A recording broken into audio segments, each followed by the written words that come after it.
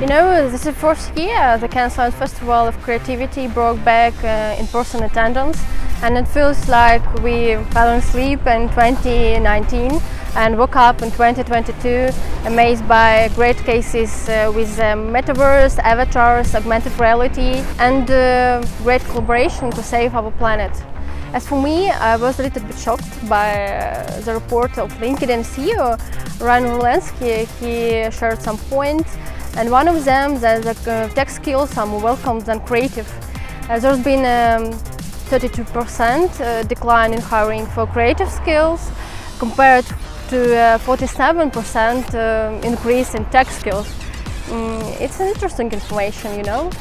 The scale of the event, it's the scale of thought, the scale of the lectures, the speakers, everyone that participated in the event, and in general, the scale of the ambitions of the people who came to Cannes and who participated in Cannes Lions. What impressed me the most about my first experience of visiting Cannes Lions was how much this event gives you a chance to be really close to the best specialists of the industry. So usually these are the people that we follow, we try to learn more about their works, and now when you're visiting the festival they are just like 2 meters away from you, and that's really amazing and inspiring.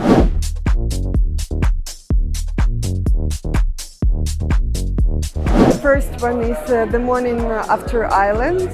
The second one is about saving children's villages in India. It's a really funny case. The other ones, let me check.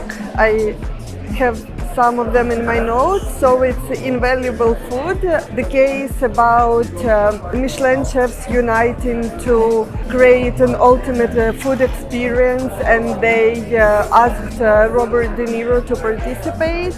Also the Unfiltered History Tour, I think it got a couple of Grand Prix awards, and Gender Swap for Women in Games. There is a bunch of cases that I liked this year. I actually wrote all of them down because the list is quite long. So those are Morning After Island, Bright Armor, The Unfiltered History Tour, Call to Act, Nothing But Sheer Joy, The Elections Edition, Wilmore Funeral Home, and Liquid Billboard. I have a really long list of cases, but I do recommend to pay attention to this spider on the window. It's a commercial of Samsung, a Liquid Billboard.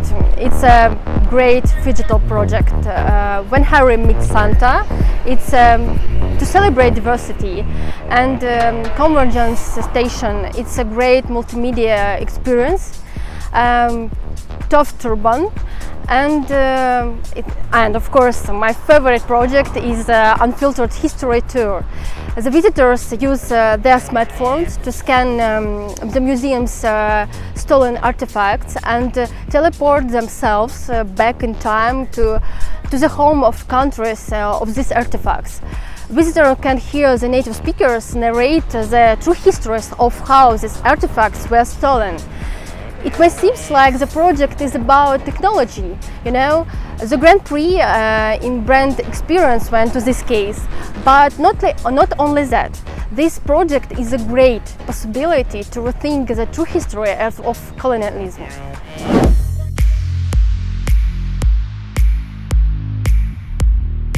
So obviously every year there are a lot of trends that are discussed at Cannes Festival, but I feel like what I like the most about the cases is not exactly the trend, but just a general tendency, and that's the ability to find the exact problem that is relevant to the audience and can actually inspire creative solutions. So there were cases like Data Tienda and Dress Towns and Stuck in the 80s, and I feel like they identify the problems that they are trying to overcome so well that it's almost like the creative idea is born out of the understanding of this problem. I think one of the greatest trends that you can see in this year's Cannes is about community. So like all the projects and communication that will take place in the next year or couple of years will be community based. And today during one of the debriefing sessions,